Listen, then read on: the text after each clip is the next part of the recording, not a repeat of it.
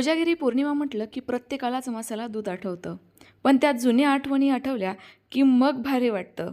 कारण त्यावेळेला रात्रीचं जागरण करायचं, चुलीवर दूध आटवायचं. वाह! काय मज्जा होती ना?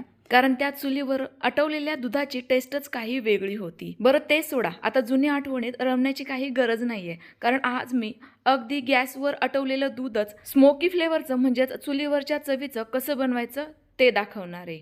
तर नमस्कार, मी तेजश्री खाद्यप्रेमी या यूट्यूब चॅनलमध्ये तुम्हा सर्वांचं खूप खूप खूप मनापासून स्वागत करते. चला तर मग लगेचच कोजागिरी पौर्णिमा विशेष या मसाला दुधाच्या रेसिपीला सुरुवात करूयात. त्याकरिता 5 बदाम, 5 काजू आणि 5 पिस्ता कमीत कमी 4 ते 5 तासांकरिता किंवा रात्रभराकरिता भिजण्याकरिता साईडला ठेवून देऊयात.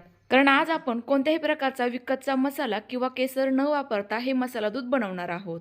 आता आपण दूध आटवण्याची तयारी करूयात. त्याकरिता एखादं कोणतंही जाडबुडाचं पातेलं, कढाई घ्यायची. त्यामध्ये सुरुवातीला थोडंसं पाणी घालायचं. म्हणजेच कढाई थोडीशी ओलसर करून घ्यायची, ज्यामुळे आपलं दूध करपत नाही किंवा तळाशी लागत नाही. कारण हे दूध आटवलेली भांडी ना घासायला फार नंतर कंटाळा येतो. त्याकरिता तुम्ही ही सोपी ट्रिक नक्की वापरा. आता यामध्ये घालूयात आपल्या गरजेनुसार गाईचं किंवा म्हशीचं दूध. म्हशीचं दूध ना जरा पटकन आटतं, पण मला गाईचं जास्त आवडतं, त्यामुळे मी गाईचंच घेतलंय. साधारणतः 1.5 लिटर आहे. आता आपण हे मध्ये अधे ढवळत राहूयात, कारण हे आपल्याला छान असं आटवून घ्यायचंय.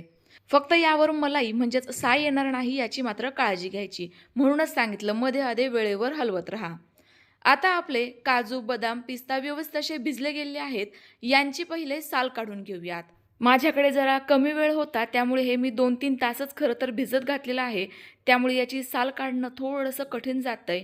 जर तुमच्याकडे वेळ असेल तर तुम्ही रात्रभराकरिता हे भिजवून घ्या. यामुळे या ड्रायफ्रूटची पेस्ट अगदी सहजतेने तयार होईल. आपल्याला या बदाम आणि पिस्त्याची पूर्णतः साल काढून घ्यायची आहे आणि नंतर हे मिक्सरच्या भांड्यात घालायचे आहेत. आपल्या 1.5 लिटर गाईच्या दुधाकरिता एवढे ड्रायफ्रूट्स सफिशियंट आहेत. आता आज आपण केसर न वापरता आयुर्वेदिक हे मसाला दूध कसं बनवायचं ते बघतोय. त्याकरिता या ड्रायफ्रूट सोबतच मी पाव चमचा हळद घातली. सोबतच घालूयात घरात शिल्लक असल्यास 2 चमचे दुधावरील मलाई आणि नसेल तर रेग्युलरचं दूध घालायचंय. आता हे आपल्याला मिक्सरला छान असं पेस्ट स्वरूपात फिरवून घ्यायचंय. तर बघा किती छान अशी घट्टसर आपली या ठिकाणी पेस्ट तयार झाली आहे. रंग देखील अगदी परफेक्ट आला आहे. आता तुमच्याकडे केसर जरी नसलं ना तरी देखील काहीच टेन्शन घेण्याची गरज नाही आहे. माझ्या या पद्धतीने तुम्ही हळदीचाही वापर करू शकता. या पद्धतीने हळद मिश्रणातच घातली की तिची टेस्टही दुधामध्ये जाणवत नाही. एवढ्या वेळामध्ये आपल्या या दुधाला हलकीशी साय म्हणजेच मलाई आली होती. ती लगेच या दुधामध्ये मी मिक्स करून घेतली. कारण आज आपण बासुंदी नाही तर मसाला दूध बनवतोय, तर मसाला दुधामध्ये साय यायला नको. कारण मसाला दूध हे लच्छेदार नसतं तर एकसारख्या कन्सिस्टन्सीचं असतं. आता लगेच यामध्ये मगाशी तयार करून घेतलेली संपूर्ण ड्रायफ्रूटची पेस्ट घालायची आहे आणि पटकन ही व्यवस्थित अशी मिक्स करून घ्यायची. तसं तर या पेस्टची अजिबात गिठुळी तयार होत नाही, पण तरी देखील आपण हे व्यवस्थित मिक्स होण्याकरिता एकदा हलवून देऊयात. आता आपल्याला हे दूध साधारणतः 20% आटवून घ्यायचं आहे. कारण अतिप्रमाणात तयार झालेलं घट्ट दूधही तेवढं चविष्ट लागत नाही. आता आपण गार्निशिंगकरिता काही ड्रायफ्रूट्स घेतलेले आहेत, ज्यामध्ये 6-7 बदाम, 6-7 काजू आणि 7 ते 8 पिस्ता घेतलेत. आता हे आपल्याला चॉपरमध्ये चॉप करून घ्यायचेत, ज्यामुळे ते एकसारखे बारीक आकारात कट होतील. तुमच्याकडे किसणी असेल तर किसून घेऊ शकता किंवा मग मिक्सर असेल तर मिक्सरला चालू बंद करत फिरवून घेऊ शकता.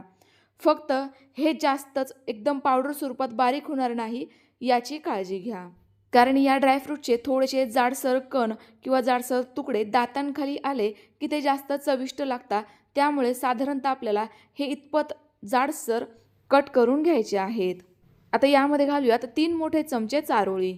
आपला या ठिकाणी घरगुती दुधाचा मसाला तयार झालाय. हाच मसाला जर तुम्ही विकतचा आणला तर 100 ते 150 रुपयांना मिळतो आणि काही वेळेला त्यामध्ये डुप्लिकेट ड्रायफ्रूटचा देखील वापर केलेला असतो, ज्याची चवही काही वेळेला खवट येते.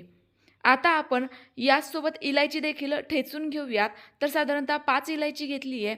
यांची पहिले साल काढून घ्यायची आणि आतील जे बी आहे ते एकदम बारीक पावडर स्वरूपात दळून घ्यायचं. आपली या ठिकाणी इलायची पूडही तयार झाली आहे. आता दूध आपलं कितपत आटलं गेलंय ते बघूयात. तर बघा बऱ्यापैकी आपलं दूध घट्टसर होण्याकरिता सुरुवात झालेली आहे. हलकासा घट्टसरपणा जाणवतोय. आता यामध्ये जाडसर कट करून घेतलेले ड्रायफ्रूट्स घालूयात. ज्यामुळे ड्रायफ्रूट्स आपले हलकेसे सॉफ्ट होतील आणि दुधामध्ये जास्त छान टेस्टही यांची उतरेल. पुन्हा एकदा आता या दुधाला छान अशी खळखळून उकळी काढून घ्यायची आहे. मगच पुढील प्रोसेस करायची आहे. सुरुवातीलाच या दुधामध्ये साखर टाकायची घाई करायची नाहीये. नाहीतर मग आपलं मसाला दूध थोडंसं चिकटसर चवीचं तयार होतं. तर बघा आता आपलं दूध छान असं खळखळून उकळी आली आहे. बऱ्यापैकी आटलं गेलंय. आता यामध्ये टाकूयात पाव कप म्हणजे साधारणतः 4 मोठे चमचे साखर. 1.5 लिटर दुधाकरिता एवढी साखर अगदी परफेक्ट होते. आता पुन्हा एकदा आपण हे आटवून घेऊयात.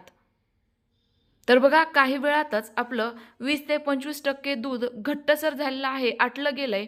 आता सर्वात शेवटी यामध्ये चिमूटभर जायफळ पूड घालूयात. कारण आपण कोजागिरी पौर्णिमेला बऱ्यापैकी जागरण करतो. या जागरणामुळे डोकेदुखीचा त्रास होऊ नये.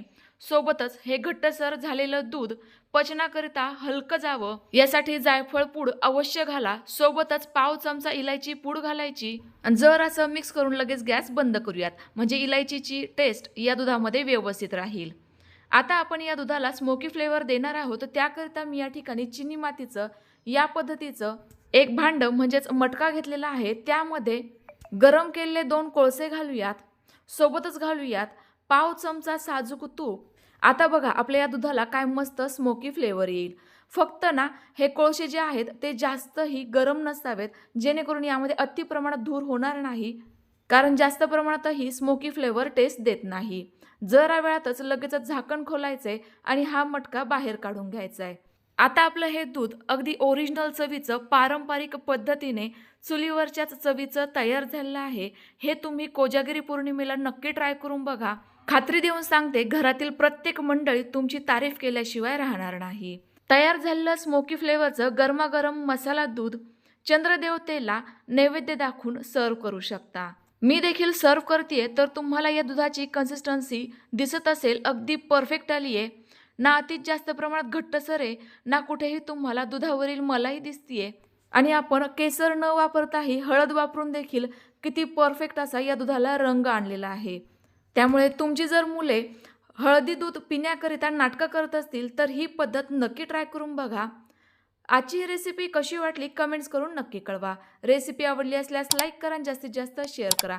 पुन्हा एकदा भेटूयात तुमच्याच आवडत्या छानशा रेसिपीसोबत. तोपर्यंत बाय बाय.